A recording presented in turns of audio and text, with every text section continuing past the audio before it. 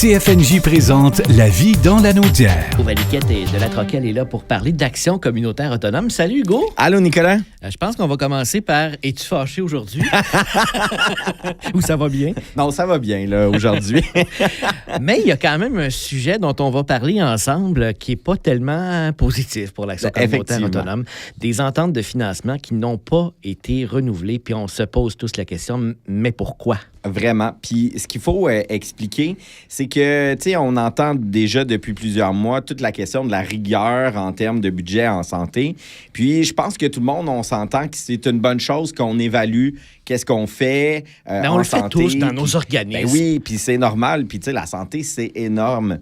Là où le bas blesse, c'est qu'il y a des aspects administratifs dans le réseau de la santé qui vient impacter les organismes communautaires. Et là, on est vraiment face à cette situation-là.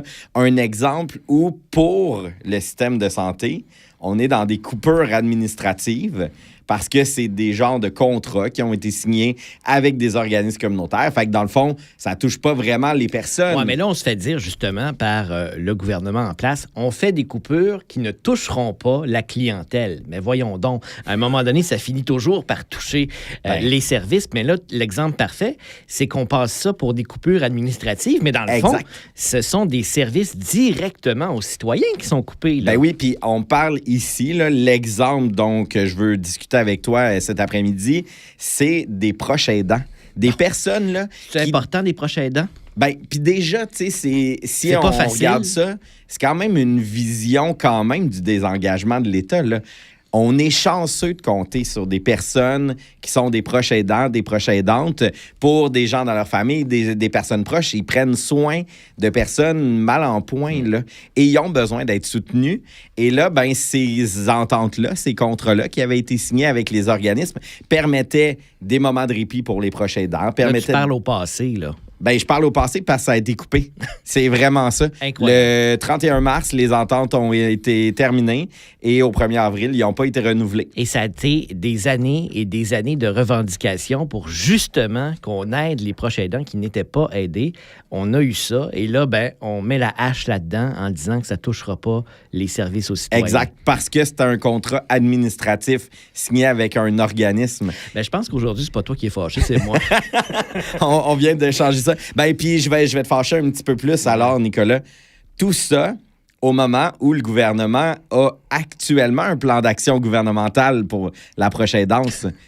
Fait que là, il y a une incohérence là, dans ce choix-là. Ça, c'est parler, on appelle ça parler des deux côtés de la bouche. Exactement. Puis c'est vraiment ça qui est frappant parce que c'est sûr que là, les gens qui vont essayer de défendre la décision vont dire oui, mais c'était de l'argent qui était de toute façon pas de l'argent à la mission. C'était des sous que les organismes savaient que c'était ponctuel et tout, mais quand c'est des sommes qui reviennent d'année en année depuis plusieurs années, t'as beau le savoir que c'est pas récurrent, que c'est pas la mission globale, tu attends quand même ces sous-là pour continuer à engager des gens, pour faire ces activités-là. Mais là, ce que ça a eu comme impact, là, vraiment en ce moment, c'est des personnes qui ont aussi perdu leur emploi parce que l'organisme n'avait pas la capacité de maintenir ça. Puis nous, dans la région, hein, on parle beaucoup d'action communautaire autonome dans notre chronique, ben les organismes en proche aidance, c'est des organismes qui sont vulnérables en termes de hauteur de financement à la mission. Ils ont besoin de ces ententes-là pour réussir. Ils peuvent pas exister. Ben c'est ça. Puis, tu sais, ils peuvent exister, mais vraiment de façon plus petite. Puis là, ben on est face à une situation. Puis, comble de malheur, puis là, ben on rajoute ça dans leur cours à ces organismes-là. Ils ont des sous aussi qui proviennent de fondations. Puis, ben les fondations sont autonomes hein, dans la façon qu'ils livrent les sous. Et là, ben aussi, la Fondation pour l'appui aux proches aidants a revu certaines ententes qu'il y avait avec des organismes. C'est des appels de projet. D'une fois à l'autre, ben ça peut changer d'objectif, de vision. Et là, ben il y a des organismes qui, en plus d'avoir perdu les sommes qui étaient non récurrentes par des ententes avec le réseau de la santé, ben se sont vus voir leur montant qui provenait de la fondation, de l'appui aux proches aidants diminuer ou même pas renouveler. Là. Fait que ça arrive en même temps pour le même type d'organisme. Fait que, tu sais, c'est des situations qui fragilisent vraiment l'appui qui est fait aux proches aidants. Puis là, bien évidemment, vous allez m'entendre dire, voyez pourquoi qu'on revendique du financement à la mission globale? Bien, ça, c'est un exemple concret. Pour éviter ça. Bien, pour éviter ça, parce que là, 2 sources de financement non récurrentes qui décident en même temps de faire des changements, des ajustements, même si ça s'appelle administratif. En fin de compte, qu'est-ce que ça a comme résultat? Bien, c'est des citoyennes et des citoyens, des membres d'organismes communautaires qui, là, bien, ont pu leur activité, ont pu accès à des ressources, des personnes qui étaient la réponse à ces besoins-là. Fait que voilà pourquoi il faut se sortir de cette logique-là de financement par service pour se concentrer sur le financement à la mission pour que les organismes ne se cassent pas la tête à chaque année pour se dire mais comment je continue d'être présent pour ma communauté. Là? Et que le citoyen qui a accès à un service, Hugo, qui n'aurait pas à se demander est-ce que ce service-là va être encore là l'année prochaine? Bien, exactement. Puis, tu sais, ce qu'il faut voir dans cette dynamique-là, c'est le fait que le citoyen ou la citoyenne qui est proche aidante, là, bien, si elle tombe en détresse, puis elle soutenait déjà quelqu'un qui avait des grands besoins, ben là, on est rendu avec 2 personnes en détresse au lieu d'une seule. Fait que finalement, imaginons l'impact. C'est que là, on double des personnes qui peuvent se retrouver en situation de détresse. C'est sûr que là, de la manière que je le dépeins, c'est comme si toutes les personnes proches aidantes sont sur le bord de tomber, ce qui n'est pas le cas. Mais reste que des fois, tu as besoin de souffler comme proche aidant et c'est tout à fait normal, c'est sain.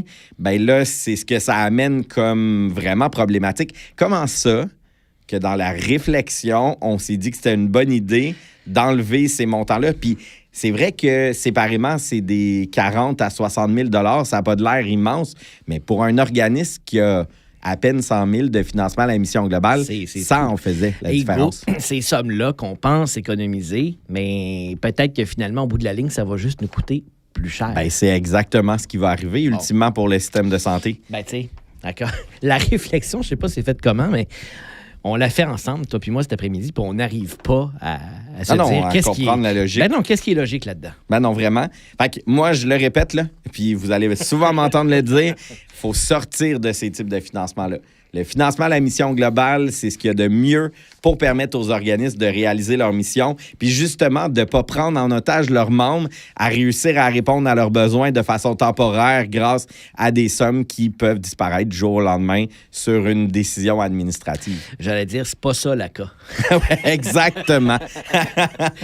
Bonne semaine, Hugo. Merci à toi aussi. CFNJ vous a présenté La vie dans la Naudière.